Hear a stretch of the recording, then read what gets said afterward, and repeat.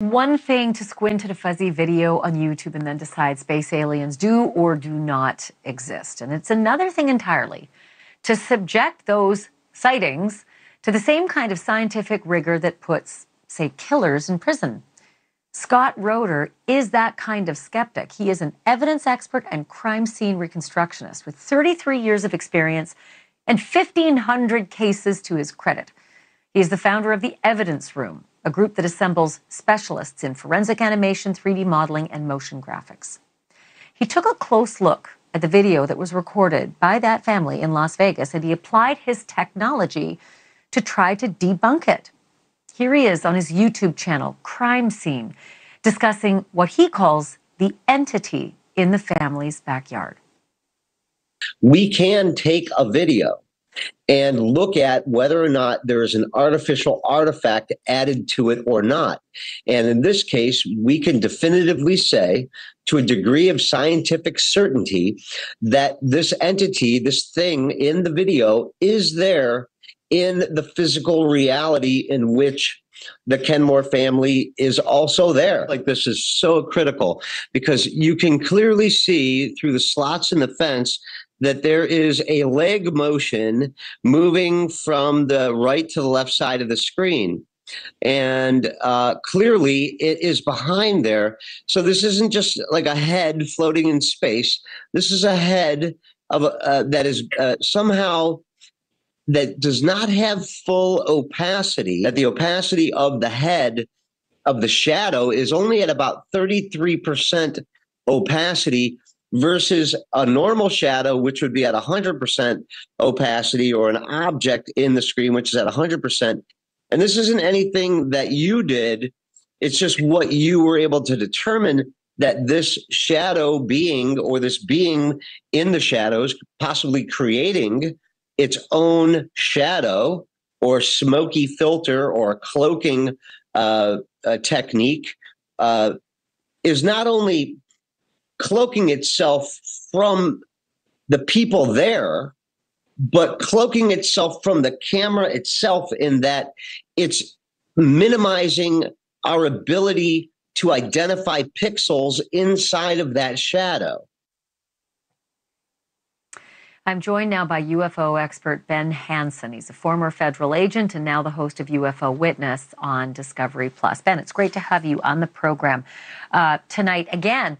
So, I mean, your reaction to what, Scott Roeder did with his analytics, the shadow that you saw that was behind the fence as well as way above the fence, I guess your reaction to all of that. Well, thanks, Ashley. Yeah, I'm excited because it took a while, I think, for anyone to get a copy of the raw video. I don't personally have it, but I'm glad that Scott has done this. I don't detect anything overt as a red flag that I would say that made me suspect that it was edited.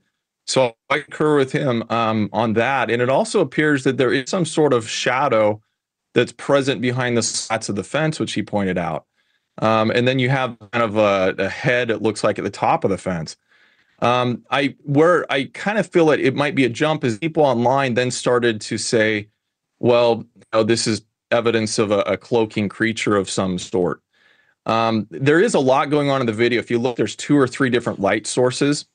And anytime you have that happening, you can have a lot of shadows from different angles. So unfortunately, we'll never have the same exact circumstance where we can go back and test it to see what might be causing a shadow effect. There is this one aspect of it, and I'm not sure if our producers can just let the video go, but when they walk in past the gate, something startles them and they freak out. I mean, for lack of a better description, it's not. There's no way this is acting. Actors don't do it this well. Something startles them to the right, and they spin around and they kind of run out, and the video kind of goes, as it would if you were terrified. It does, and I think that is genuine. If you look, I think they're looking at something towards the back of the yard, and something spooks them. Where I feel that it might be a little bit of, I don't know, call it forensic gymnastics, is to say that it was caused by this thing off to the right, because you can see right there, that shadow appears on top of the fence, but he's not looking to the right. If this was some sort of entity that was like 3 feet away from him, I think that's what would really scare anybody. So that's where you have these theories that people are saying, well, it's partially cloaked, it's fully cloaked, didn't want to be seen, but only the video picked it up. So I don't know about that. I think just based on the video, though, it's great that we have verification that it's not been edited. I know you talk about confirmation bias as well. Explain to the audience if how you think that might be working its way into this as an alternative theory.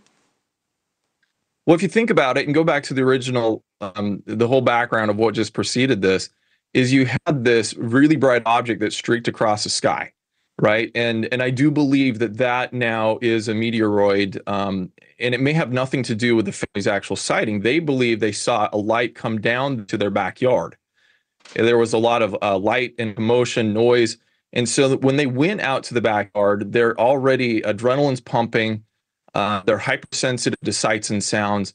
I'm in no way suggesting that they made anything up, but perception can be skewed now that this is something out of this world we're out to see in our backyard.